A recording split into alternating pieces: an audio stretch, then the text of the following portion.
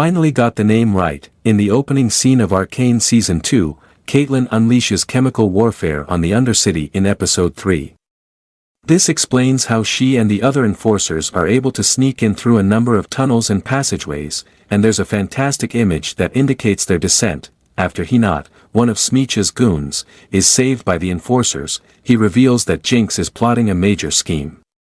Unfortunately, we don't currently know why she wants to reroute the plumbing. Caitlyn is advised by Vi not to bring Hinata and the other survivors along because Jinx might use them against them. Vi is worried as everybody in her life has changed and she's concerned that Caitlyn will go that route too. The pair talk in private, where they eventually kiss, tentatively, as Caitlyn makes a promise not to change. Meanwhile, Amara, head of the Merchant Guild, shows up to see Mbessa Medarda. She easily makes her way in and points out that Mbessa has a debt to pay. She knows what they're chasing and refuses to allow it. However, Mbessa gets the jump on the leader, and kills her outright, stabbing her in the gut.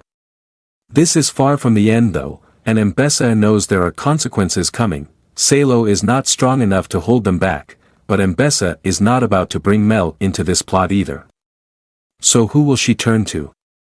For now, she heads to see Salo, demanding he rally as many families as possible loyal to their cause.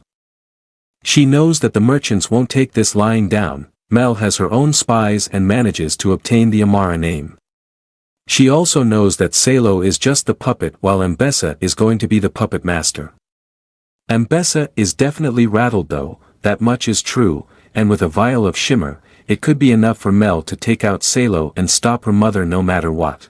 Over in Jace's lab, Jace believes there may be wild runes out there. These are natural patterns that occur ere the border between their world and the arcane is thin.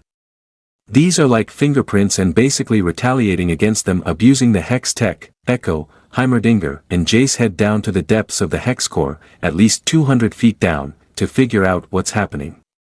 There's a failsafe at the topside base, and the real power is far below. Despite being miles from the main fissures, Echo points out that if this thing blew, it would take out the pipes carrying water and ventilation. This explains why it's been spreading into the flowers and plants. They soon realize that they're right in the midst of the wild rune they've been talking about. And Jace is shocked over what he sees. Meanwhile, Caitlyn has instructions to take the shot against Jinx if she presents herself. Well, Vi and Jinx talk, but the latter has her own tricks, set up with mirrors around the large hall they're in. Caitlyn misses her shot, thanks to the reflective shield, and Jinx gets the jump on them by using a bunch of explosives.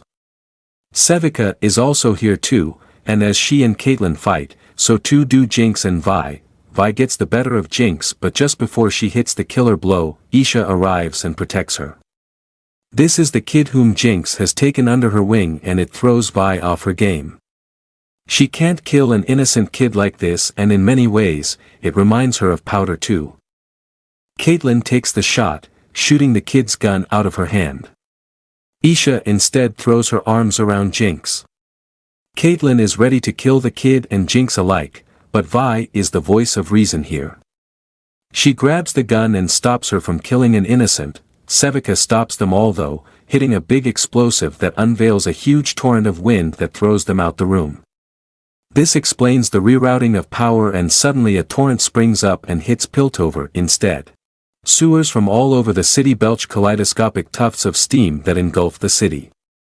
Caitlyn is angry at Vi and blames her for not allowing her to shoot.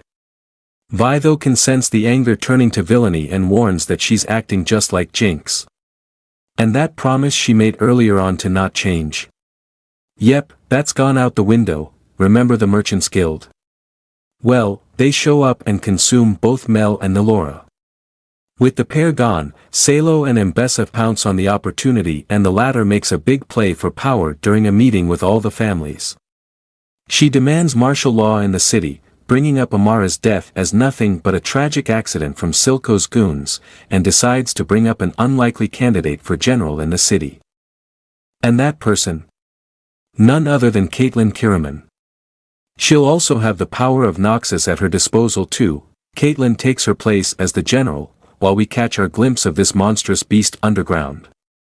It could well be Warwick, a wolf-esque creature from League of Legends lore, but we'll have to wait and see. As a result, this week's last episode contains some startling disclosures. In addition to a new huge terrible that is simmering in the background, it looks like we have a wild rune to contend with. In addition, we will have to deal with Mbessa's power struggles. She is astute and obviously detects a great deal of pain and rage in Caitlyn that she can exploit for her own gain.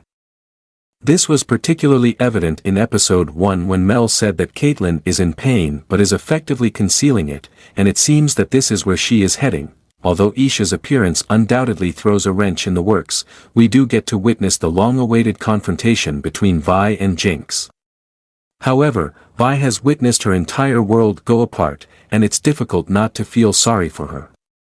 10 minutes after she and Caitlyn pledged not to alter, Caitlyn follows through on their vow. However, this series' conclusion marks a significant turning point, and we'll have to wait and see where it goes from here. That concludes our review for today, but the discussion is far from over. For more, leave a comment, hit like, and subscribe for more videos. Keep the magic of movies alive until the next time, signing off from FK Bytes.